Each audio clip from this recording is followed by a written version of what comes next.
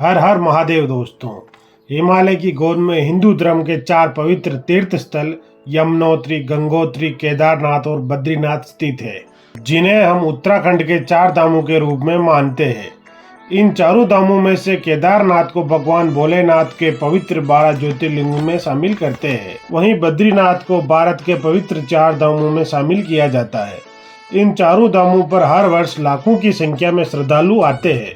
इस वीडियो में हम उत्तराखंड के 4 धाम यात्रा की विस्तृत जानकारी आपको देंगे, जैसे कि यात्रा का रूट क्या रहेगा, आप कहाँ रुकोगे, खाने पीने की क्या व्यवस्था रहेगी और लास्ट में यात्रा में कुल कितना खर्चा होगा। इन सभी बातों को हम इस वीडियो में बताएंगे। आइए दोस्तों, वीडियो की शुरुआत करते हैं। अगर आप 4 धाम यात्रा पर जा रहे हो तो सबसे पहले आपको रजिस्ट्रेशन करवाना होगा। रजिस्ट्रेशन के लिए आपको रजिस्ट्रेशन एंड टूरिस्ट केयर की ऑफिशियल वेबसाइट पर जाकर रजिस्ट्रेशन करवा सकते हो, या फिर आप +918394833833 पर व्हाट्सएप मैसेज यात्रा टाइप कर भी रजिस्ट्रेशन करवा सकते हो। इनके अलावा आप उत्तराखंड के टूरिस्ट केयर के मोबाइल एप्लीकेशन को डाउनलोड कर भी रजिस्ट्रेशन करवा सकते हो। अगर आप ऑनलाइन रजिस्ट्रेशन करवाने में असमर्थ हो तो ऑफलाइन रजिस्ट्रेशन हरिद्वार और ऋषिकेश से करवा सकते हैं। रजिस्ट्रेशन के लिए आपके पास आधार कार्ड एवं एक पासपोर्ट साइज फोटो की आवश्यकता होगी।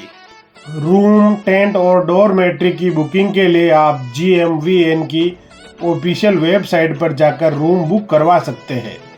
रूम आप ऑनलाइन नहीं भी बुक करवा सकते हो तो आपको प्राइवेट होटल्स के बहुत सारे ऑप्शन मिल जाएंगे।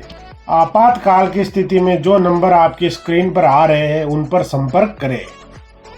अब हम डे वाइज यात्रा शुरू करते हैं।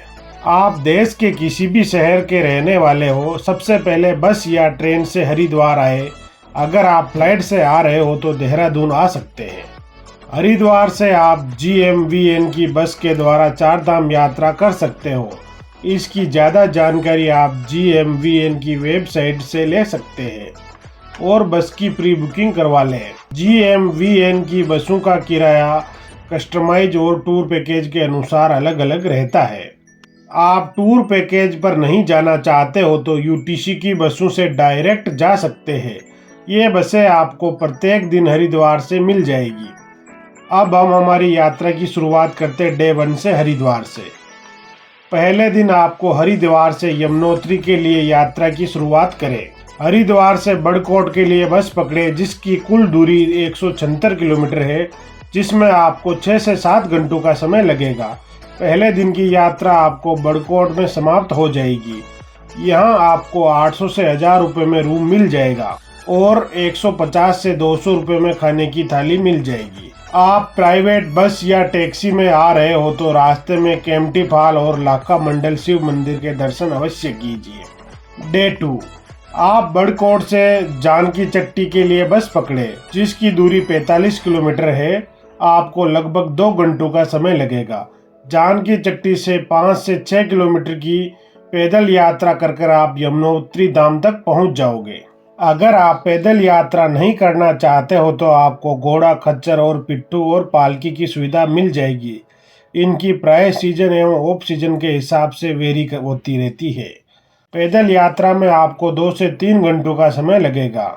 4 धाम यात्रा में यह पहला धाम है जो समुद्र तल से 3235 मीटर की ऊंचाई पर स्थित है। यमुना माता के मंदिर से 1 किमी की दूरी पर चंपासर ग्लेशियर है, जो यमुना नदी का मूल उद्गम स्थल है। यहाँ आप गर्म पानी के कुंड में चावल पका सकते हो। पर्वतों से गर्म एवं ठंडे पानी की जलधारा देखकर आप अचंभित रह जाओगे। यमुनोत्री से आप वापस बड़कोट आ जाए। डे 2 का स्टे आप बड़कोट में कीजिए। डे 3 बड़कोट से आप उत्तरकाशी की 82 किमी की यात्रा करें, जिसमें आपको 3 घंटों का समय लगेगा। यहाँ पहुँचने के बाद रूम बुक कीजिए। रूम आपको 800 से 1000 रुपये में मिल जाएगा। खाना खाइए और नगर भ्रमण के लिए निकल जाए। उत्तरकाशी शहर भागीरथी नदी के किनारे बसा हुआ है, जहाँ प्रमुख स्थान काशी विश्वनाथ मंदिर, अन्नपूर्णा मंदिर, भैरव मंदिर आदि है। उत्तरकाशी से 7 किलोमीटर की दूरी पर नैताल गांव में शिवनंदन आश्रम है। आप चाहो तो आश्रम का भ्रमण भी कर सकते हो, फिर आपकी होटल में रात्रि विश्राम कीजिए। डे 4 उत्तरकाशी से गगनानी होते हुए गंगोत्री धाम तक जाए।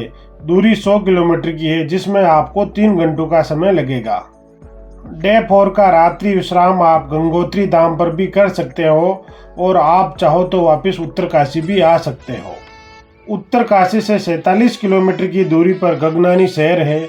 यहाँ गर्म पानी का कुंड है, आप वहाँ स्नान कर सकते हैं। यह गर्म पानी एक झरने से आता है। गंगोत्री से 25 किलोमीटर पहले हर्षिल एक अत्यंत सुंदर शहर है। यहाँ का नैसर्गिक सौंदर्य आपको हर्षित कर देगा। यहाँ हरे भरे पहाड़ों और भागीरथी नदी के सुंदर तट आप देखकर आपका मन मोहित हो जाएगा। यहाँ शिव मंदिर और हरिशिला के दर्शन भी कर सकते हैं। यहाँ कुछ व्यू पॉइंट बने हुए हैं, जहाँ के नज़ारे काफ़ी सुंदर एवं आकर्षक है। गंगोत्री से 9 किलोमीटर पहले जानकी गंगा और भागीरथी के तट पर भैरव घाटी स्थित है, आप वहाँ भी जा सकते हो। अब हम गंगोत्री पहुँच जाते हैं। गंगा माता का मंदिर समुद्र तल से 3042 मीटर की ऊंचाई पर स्थित है। गंगोत्री गंगा नदी का उद्गम स्थल है।